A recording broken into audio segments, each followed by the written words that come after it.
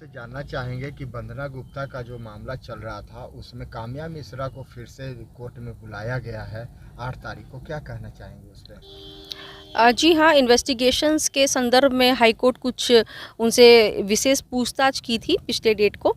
तो आगे भी अब क्या रोड मैप तैयार किया गया है इन्वेस्टिगेशंस के लिए, और क्यों चीज़ें जैसे कि डायरी में बहुत सारी बातें आई हैं फिर भी कार्रवाई उस हिसाब से नहीं हुई, तो कोर्ट कहीं न कहीं संतुष्ट नहीं है, जिसके कारण उनको उनको पिछले डेट में ये पूछा गया था कि किस तरीके से इन्वेस्टिगेशंस को मजबूत किया जा सकता है और क्या-क्या चीज़ हम कर सकते हैं ताकि ये जो इतनी जघन्य अपराध है बच्चियों के प्रति, महिलाओं के प्रति, उसको कहीं न कहीं हाई कोर्ट का एक उद्देश्य यही लग रहा है कि इसको अब कहीं न कहीं सँभालना है इन चीज़ों को, जो कि बहुत अहम है। वो ऐसी महिलाएँ हैं जिनको ना तो कोई सपोर्ट है, वो एकदम ही वीकर सेक्शन से आती हैं, जिनके आगे पीछे कोई है नहीं, माँ-बाप ने भी उन्हें छोड़ रखा है, तो उनका शोषण होना लाज़मी है और उनका शोषण होगा और पता भी नहीं चलेगा। तो उन लोगों को एक्स्ट्रा केयर देते हुए हाई कोर्ट इन्वेस्टिगेशन टीम को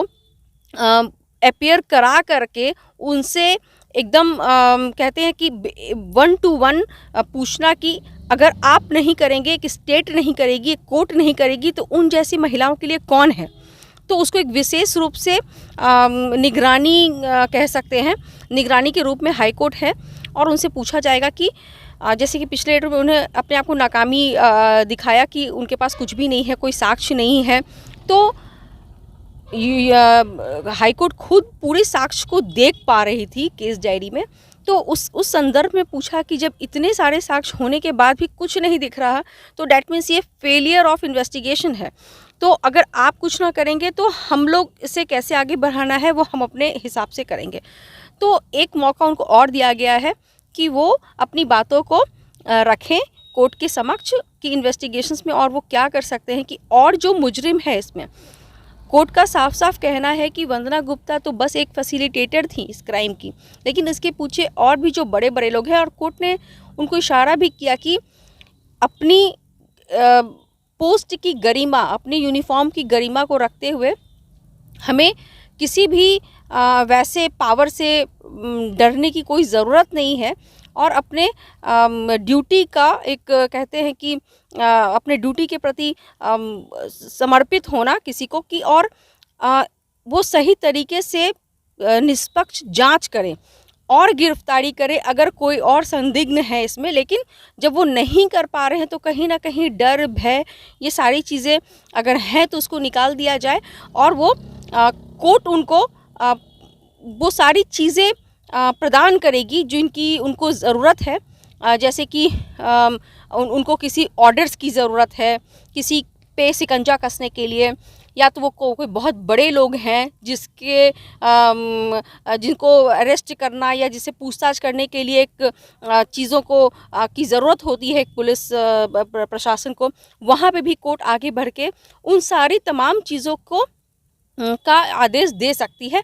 तो ये सारा सपोर्टिंग हैंड दिया है हाई कोर्ट ने उस जांच एसआईटी को। तो ये सारी चीज़ें अब 8 तारीख को जो सुनवाई होगी उसमें ये लोग अपनी सारी बातों को रखेंगे कि और क्या-क्या त्रुटियां हैं, कहाँ-कहाँ कमियां थीं, कैमरेस के संबंध में कुछ सवाल किए गए थे कोर्ट द्वारा, उन बातों को रखी जाएगी। तो ये सारों बिंदुओं पर फिर से एक बार जवाब तलब मिश्रा मैम एक एएसपी हैं और सचिवालय हैं में बैठते हैं, कहीं ना कहीं नहीं लग रहा है कि पुलिस इसे कमज़ोर नज़र से देख रही या फिर पुलिस उतना मुस्तैदी से इस केस को नहीं जांच कर रही है? देखिए, शुरू का रवैया यही था। उनको एक लेडी होने के नाते उनको ये सौंपा गया था ये केस, ताकि वो एक्स्ट्रा केयर कर सके और एक्स्ट्रा इंसाफ दे सके इस केस को। लेकिन जो उद्देश्य था वो उद्देश्य पूरा नहीं हो पाया कोर्ट का, इसलिए कोर्ट ने उनको बुलाया और ये बोला कि आपका एक लेडी होना और अपॉइंट करना हमारा यही उद्देश्य था कि आप एक उनको प्रोटेक्शन और एक कंफर्ट दे पाए। लेकिन वो कंफर्ट ना देते हुए उनको डराना धमकाना चालू कर दिया, उन लोगों को और नीचा दिखाना चालू कर दिया, उनको सपोर्टिंग हैंड ना देते हुए उनको टॉर्चरस फॉर्म में कहिए कि उनका लोअर कोर्ट में भी उनकी उपस्थिति दर्ज करवाई गई थी और लोअर कोर्ट ने भी उन्हें बुलाया था, अपीयरेंस कराया था। वहाँ पे भी यही समस्या आ रही थी कि पीड़िता को बहुत ज़्यादा टॉर्चर किया जा रहा था, प्रलोभन दिया जा रहा था, केस वापस लेने की एक दबाव बनाई जा रही थी। तो कहीं न कहीं उनका इंटेंशंस था कि किसी तरीके से ये छोटे-मोटे लड़कियों के साथ अपराध है, तो उसको बहुत इम्पोर्टेंस ना देते हुए वो बड़े-बड़े केसेस के पीछे जिसमें पैसा होता है, ये लोग वहाँ कॉन्सन्ट्रेट करते हैं।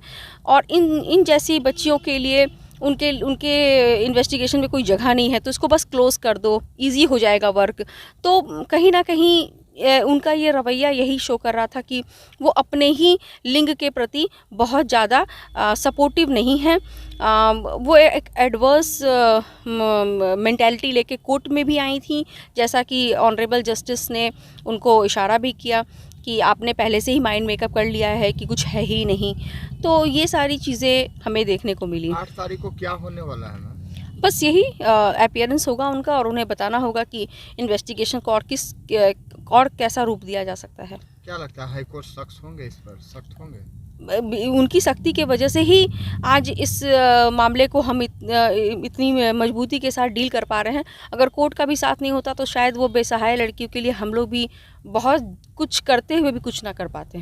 उन बेसहारे लड़कियों के लिए क्या कहना चाहेंगे? बस यही कि उनकी ज़िंदगी भी हम ही लोग के समान है, वो भी एक औरत हैं, किसी का वो ऐसी बेसहारा बच्चियां हैं जिनके माँ बाप उनको अपनाना नहीं चाहते क्योंकि उन्होंने लव मैरिज कर लिया और कहीं ना कहीं किसी विक्षिप्त लोग हैं जिनको परिवार बोझ समझी रोड पे छोड़ दिया, रेलवे लाइन पे छोड़ दिया। तो उनको सरकार अपने यहाँ शरण दी, खाना पीना देने के साथ अब शोषण कर रही। तो ये जो यहाँ है ना कि खाना पीना भी आप ढंग से ना दिए उनको, उनकी ज़िंदगी तो जी नहीं पाए। अब कहीं ना कहीं अब उनकी जो जीने का एक अधिकार है, रिस्पेक्टफुल जीने का अधिकार, वो रिस्पेक्ट भी छीन लिया जा रहा है, उनकी आबरू इज्जत से खेला जा रहा है। तो वो एक बहुत दर्दनाक एक साइड है उनकी ज़िंदगी का, जिसको अगर हम लोग कुछ 10% भी ठीक कर पाएँ तो एक योगदान समझते हैं कि उन जैसी महिलाओं बच्चियों के लिए एक योगदान हम लोग दे पाएँ। मैं मीनू कुमारी, अधिवक्ता, पटना उच्च न्यायालय। हमसे जुड़े रहने के लिए हमारे YouTube चैनल को सब्सक्राइब करें और नई वीडियो की नोटिफिकेशन के लिए बेल आइकॉन को दबाएं। अगर आप ये वीडियो Facebook पर देख रहे हैं तो लाइक जरूर करें और ज्यादा से ज्यादा शेयर करें। धन्यवाद।